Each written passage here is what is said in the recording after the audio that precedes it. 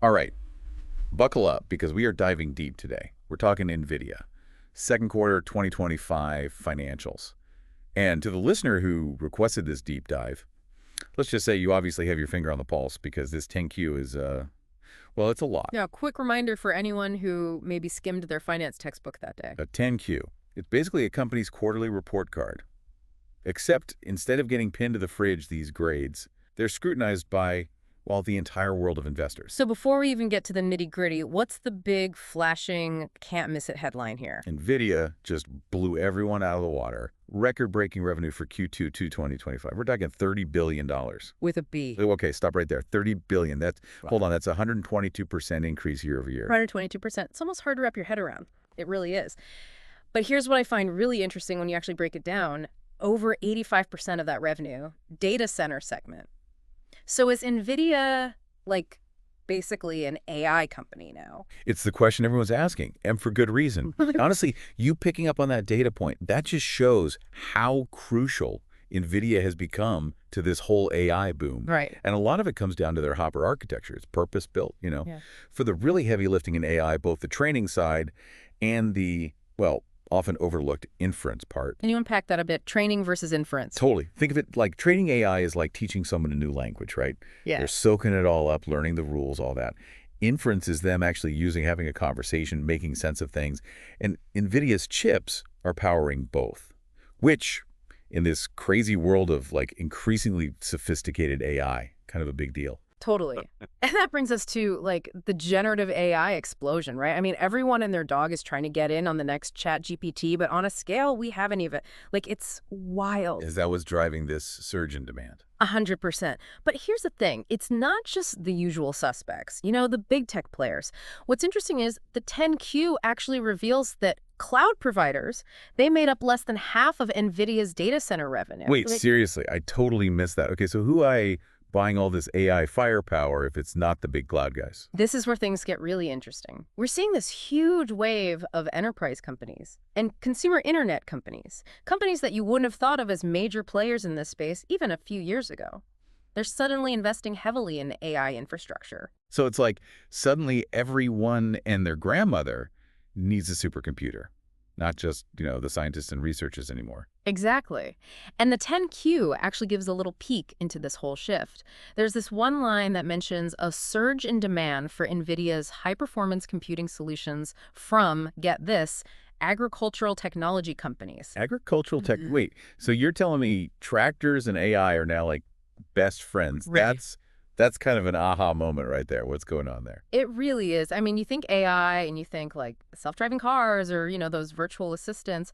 But the fact that agricultural companies are now scooping up NVIDIA's top-tier chips, that's a pretty big signal that things are changing. Okay, yeah, my mind is officially blown. Give me the details. What are they even doing with that kind of computing power out in the fields? Think precision agriculture, like AI systems analyzing data in real time from drones, sensors, the works, to optimize literally everything. Irrigation, you name it, fertilization, pest control. So basically AI farmers. Kind of. The goal is to maximize those yields while they minimize environmental impact. It's pretty amazing. It really is. Okay. So we've got this incredible demand, all these new players jumping in.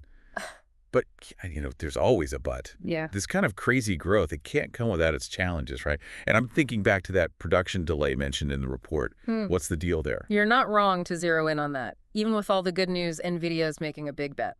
A risky one, potentially. Ooh, intrigue. Tell me more. So they're pouring money, and I mean billions, with a B, into this next-generation Blackwell architecture. It's supposed to be even more powerful than Hopper, but there's a snag.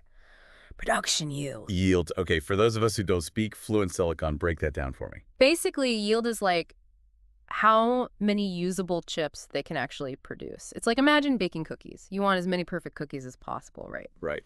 So in chip manufacturing, it's all about minimizing defects. Higher yield means more usable chips, lower costs, everyone's happy. Lower yield means things get a lot tighter, and that's where the risk comes in. Gotcha. So what's causing the lower yield? Is it a quick fix? If only. In the world of semiconductors, rarely anything is simple. The 10Q, it kind of hints at the complexity. Mentions challenges getting optimal performance with this new 3-nanometer process technology, which that's like cutting-edge, bleeding-edge stuff. Even the tiniest deviation can throw things off. Okay, so we've got this potential bottleneck brewing. Yeah. But bring it back to me, the listener, for a sec.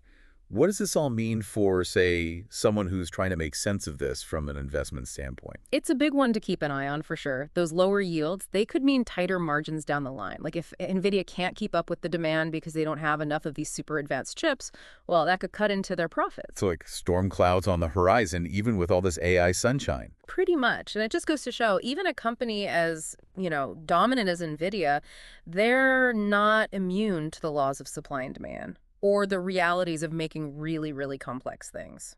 Speaking of things outside their control, there's another pretty big one we haven't touched on yet, China. The 10Q, it mentions export controls quite a bit. What's the latest there? Right. The U.S. government putting those restrictions on selling the, top-tier AI chips to China. It's a huge deal, and NVIDIA's right in the middle of it. They're basically juggling, a geopolitical chess match while trying to invent the future at the same time. Sounds stressful. What's the game plan, then? They can't just accept losing out on such a huge market, can they? It's a high-stakes game for sure. Right. So how are they adapting? They've had to get creative, to say the least. One of their key strategies is developing China-specific products. These are chips that are still incredibly powerful, but they're tailored to fall within the parameters of the export controls. So slightly less powerful, but still enough to meet the demand within China.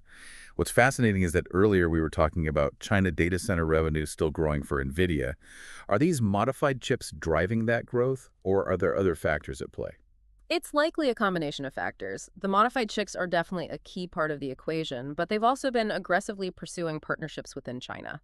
The 10Q mentions collaborations with major Chinese tech companies to develop AI solutions specifically tailored to the Chinese market. It's a reminder that even in the face of geopolitical complexities, the hunger for AI innovation and, by extension, NVIDIA's technology remains incredibly strong. It's like they're playing 3D chess while everyone else is still trying to figure out checkers. So we've covered a lot of ground here. Explosive demand, unexpected players, production challenges, geopolitical maneuvering. If you had to distill it down to its essence, what's the key takeaway for our listener? What's the so what of this whole deep dive into NVIDIA's quarter? Here's what I'd be pondering. If NVIDIA, a company at the forefront of the AI revolution, is seeing this level of growth and navigating these challenges, what does that tell us about the trajectory of AI as a whole? Yeah. This isn't a niche technology anymore. It's rapidly becoming the driving force across industries in ways we're only beginning to grasp. It's like we're still in the early days of the internet, but instead of dial-up modems and clunky websites, we're talking about AI-powered everything.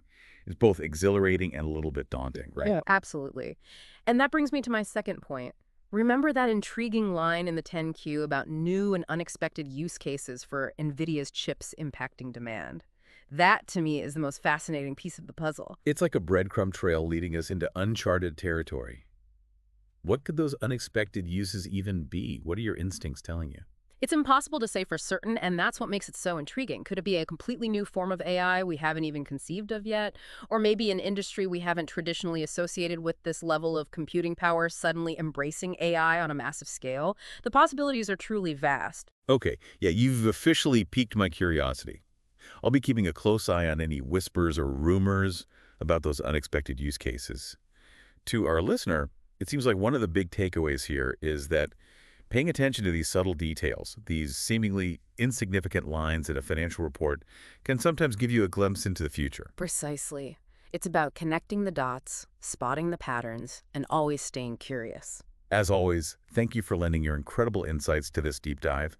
And to our listener, thanks for joining us on this journey through the complexities of NVIDIA's extraordinary quarter, a quarter that may very well foreshadow a dramatic reshaping of the technological landscape as we know it. Until next time, keep exploring, keep questioning, and keep diving deep.